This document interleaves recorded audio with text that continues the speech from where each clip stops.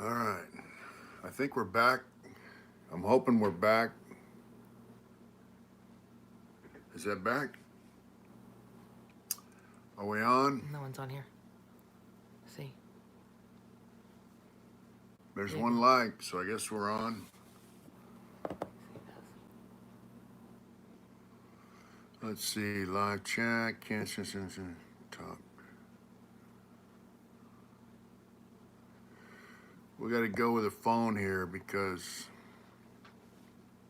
Hi, Greg. We're going my wife's iPhone because the Wi-Fi. We live up here in the mountains, so you know, our Wi-Fi is a little spotty. Um, This seems a lot better. Good. it seems a lot better. Cool. We're using an iPhone 8, folks. It looks like the camera angle's a little narrower now. So, right when I wanted to get to what I was talking about, it's definitely better. Thanks. Thank you, Andrew. Magalata Repair. Cool. Australia here again. All right. James. Seems like she's yeah, my warden. She's my warden, man. We got married in 1988 and we're still together. So here we are. So basically, I said I started this YouTube stuff because I'm an artist, man, and I blew up my Instagram. Jesse James blew that up. Obviously, uh, I want to sell art. That's what I do. I'm an artist. I tattooed for years in prison for peanuts, man, and I'm kind of burned out on tattooing. I do it occasionally. If you go to my Instagram, Mitch Smiley 790, you can see some of my work. I got a video and some photographs of some work I've done. When I got out, I tattooed on my friend John. I cleaned up some of his prison stuff, colored it in for him. Um, and I sell T-shirts. I have my website and I sell T-shirts. That's what I do. All my T-shirt patterns were hand painted by me when I was in prison before I got out. Um, a lot of these shirts I see now, they look like there's a computer generated image, which to me, I don't know.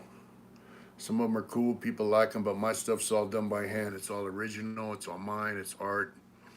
And then I have a guy screen print it for me. But I do all kinds of stuff, And so I want to show you guys some of my stuff. Like, you know, I, here's a little landscape I painted. It's kind of textury. This is oil on canvas. I did this in '02 when I was in Lancaster, right? And then I gave a lot of my stuff away when I got out. Uh, this is the Brainiac. I don't know exactly when I did it. I know I was in Lancaster when I did it. It's got kind of a shine on there. That's the Brainiac, folks. Right? Had people ask me, would I sell my stuff? And the question is, of course I would. I would sell it. It seems a little dusty. I did this in 11/23/00, so I did this when I was in Lancaster. This is oil, right? And I did a lot of Native American stuff because I like their faces are interesting. They're good. They're fun. They're good to paint. They had a lot of pride, a lot of character. And so this is a guy's a Polynesian guy, right? Yeah. Um, I like painting a lot of Viking stuff, just because I'm Scott Irish, I also like doing other stuff. I don't limit myself. This is a rhinoceros I painted. This is oil painting on watercolor paper, right? Got kind of fucked up.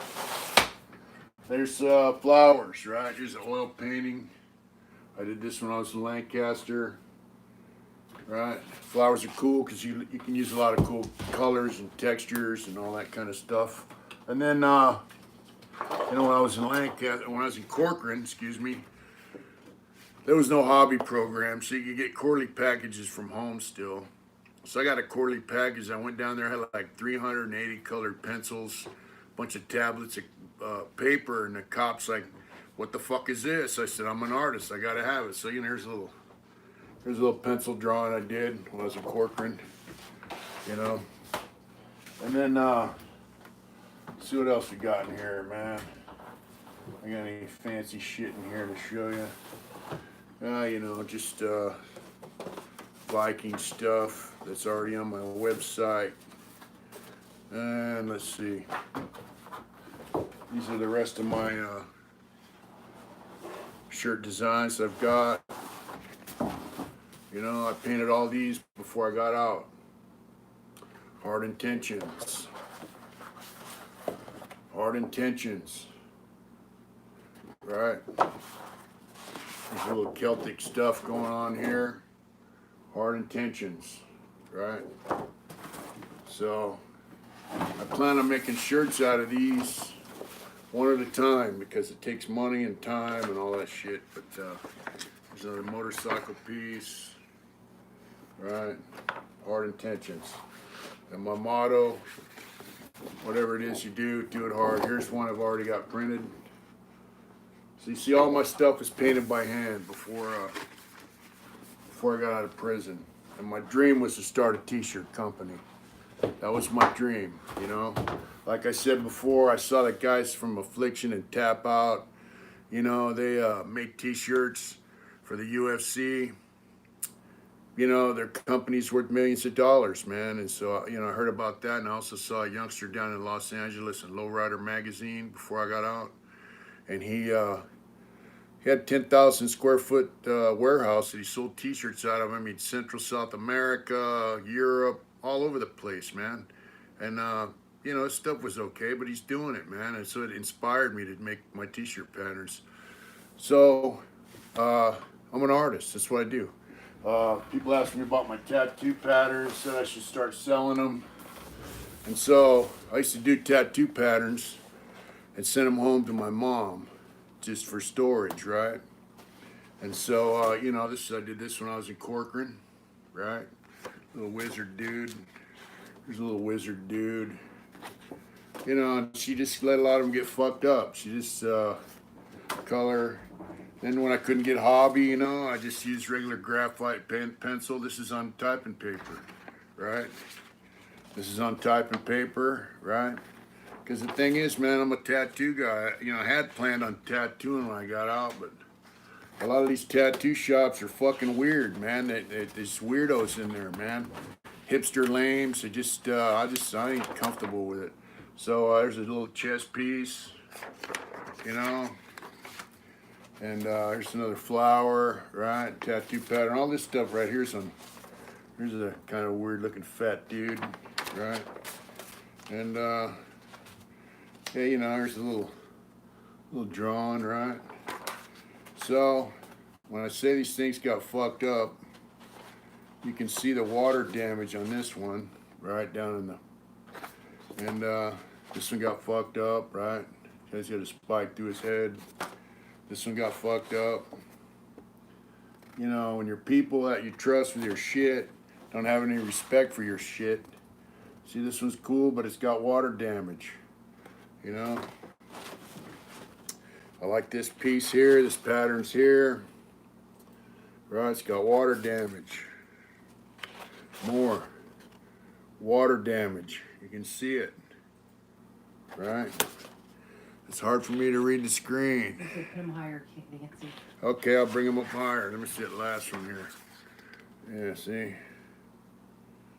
Yeah, but you see the water damage in the bottom of the page, man, and I'm ready to turn the phone.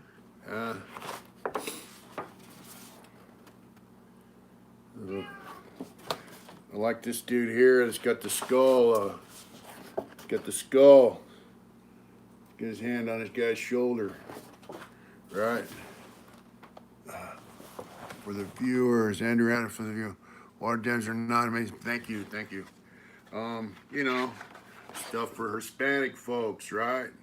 Because they get tattoos too. I tattooed a lot of guys in prison, man, that were Southsider dudes I did time with. You know, I do sell my tattoo patterns. I'm thinking about putting them up. Somebody suggested I do that. So I'm thinking about it. Something I'm thinking about doing. There's some more crazy shit, right? I did these throughout my career, man. You know, I mean, I got quite a few of them. You know, So, yeah, here's some Native American stuff. You know, I do have some Native American friends. There's some weird, creepy shit. Right? Send that cat outside, will you? Yeah, there's some stuff. I like this little Asian dragon there in the bottom. It's kind of cool. And I got a little rhino and some elephants here. It's kind of cool. Right? And some of my favorite tattoos I did was my celly. I put a couple elephants on his side, really large. This is one of my favorite Viking ones, kind of cool. I want to know if you ever did tattoos on yourself. I did. I tattooed my legs, I tattooed my stomach, and I tattooed my left arm and fucked it all up when I was real young. You know, gotta learn somehow, right? There's some pirate shit. Right? And, yeah, you know, so this guy's got the little dude crawling out the side of his head. Right? And then, got this chick here blowing off her pistol. And then here's a nice little chest piece, right? So, there's a little bit of my work, you know. Some of the paintings I showed you, I would sell those. I mean, after all. And then, of course, you guys may have seen this. I'm working on this for a man, young guy. That's his dad riding a motorcycle. I do have a few pieces on contract, kind of. You know, some guys asked me to do some paintings of them and their motorcycles. So I'm working on those. I got kind of a waiting list. I do as they come, right? I got to finish the ones I'm working on. And then, you know, I can move on down the list. But any paintings that you're interested in, you could DM me. I can send you photographs of what I have left that I might want to sell. I've got some other stuff I'm going to put up prints of on my website soon. But yeah, it's my deal. I'm an artist. Look, when I was in prison, well, I started tattooing in Youth Authority, right?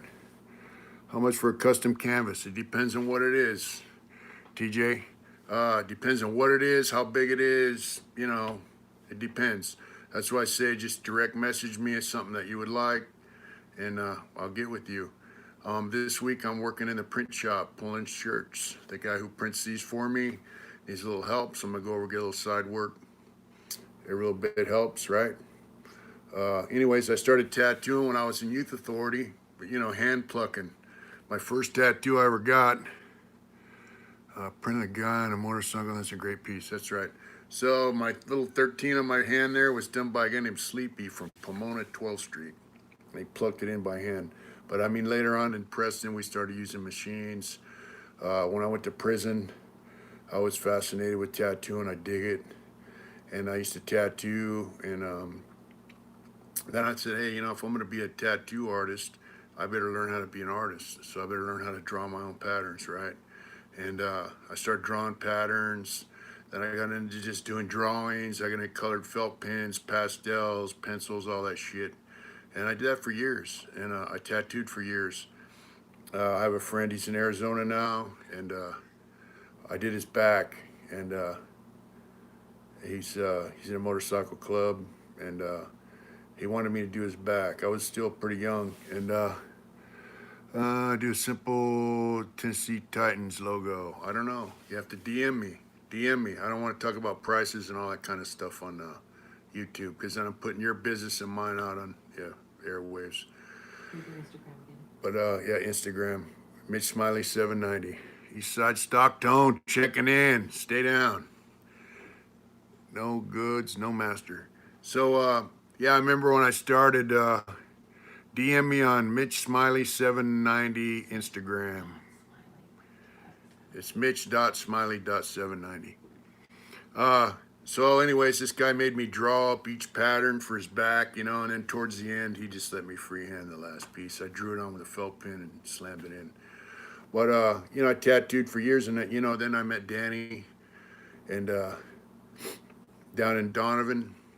He's a Mexican dude, a little older than me. And I used to watch him paint in the day room every night. The guy's down there painting. And he saw that, he caught my interest. And I kept asking him questions and questions and questions, and finally, you know, and he had seen my tattoo work, you know. So one time he gave me a canvas about 3 feet long and about 2 feet wide, and he told me to practice on it. He gave me red, blue, yellow, and white with one paintbrush about that wide. And so I went and made a stretcher at work. Luke, DM me. Psychedelic trip DM style art piece. I don't know.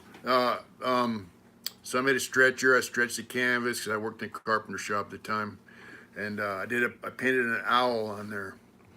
And he said, "Man, I couldn't have done a better job than myself." And he just started loading me up with paint and brushes and other shit. And then I started ordering paint through the hobby and all that.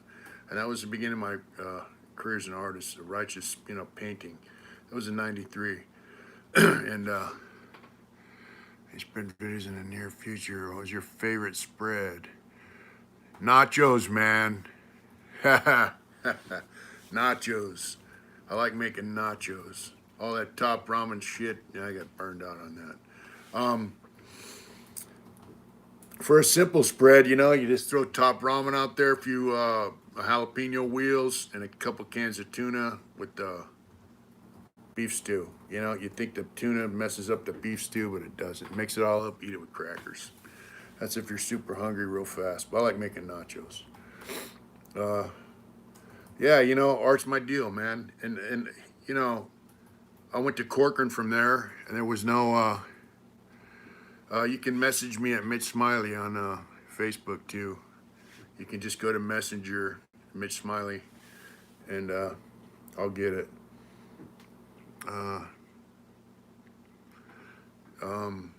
So anyway, I went to Corcoran. There's no hobby, so I just did a lot of drawing, a lot of tattooing with homemade ink, and let's see. From there, I went to Lancaster. I worked in arts and corrections, and that was real satisfying for me because when I went in that program, I was the only guy allowed in there, and we used to have a teacher come in like once a quarter, and he would do a 5 weekend 10-day class. That guys would come in and, you know, take basic art instruction, and I would assist him. And he gave me a lot of game too. I'd have him, you know, before class came in and after they left, he'd do a lot of work with me, and it improved my art game a lot. And I was allowed to, once they took the budget, we weren't allowed to hire art teachers anymore. So I started teaching art, you know, myself. I started teaching guys how to paint. So art's good, man. I mean, look, it gave me something to focus on for 38 years in prison, man. Without it, I wouldn't be where I'm at now. You know, I got some cool shit. I got my old lady supports me in my program. So, you know, it's been a lifesaver for me. And look, anybody involved with art, if you're young, you want a tattoo, get with it. It's just all about practice. I did a tattoo on Manson. I'd love to have seen it. Yeah, it took me about 2 minutes to do that tattoo on his forehead. You know, if you're interested in art and you're young, all I can tell you is just practice, man. Yeah, I do plan on doing some art instruction on here. Is there? I missed that last comment. Is there anything that you miss about prison? You know, hey, look, you know, I'm gonna be honest with you, man. When I first got out of prison, it was kind of exciting for a while, and then when it sets in that, hey, you know, I'm out. You know, it's a different kind of difficult out here. Prison's difficult, but after you spend so much time in there, man, it's easy. And you know, I got to say, you know, for a while, I did kind of miss prison. Now I don't really miss it. I do miss some of the guys I know that are still in there, and yeah. You know, one of my favorite tattoos, though, that I was getting at before I got sidetracked with the Wi-Fi, I did a tattoo on a friend of mine named Todd. He was my cellie. He was a first-termer from Visalia. They ended up calling him Stomper later on. But I did his side, big elephants.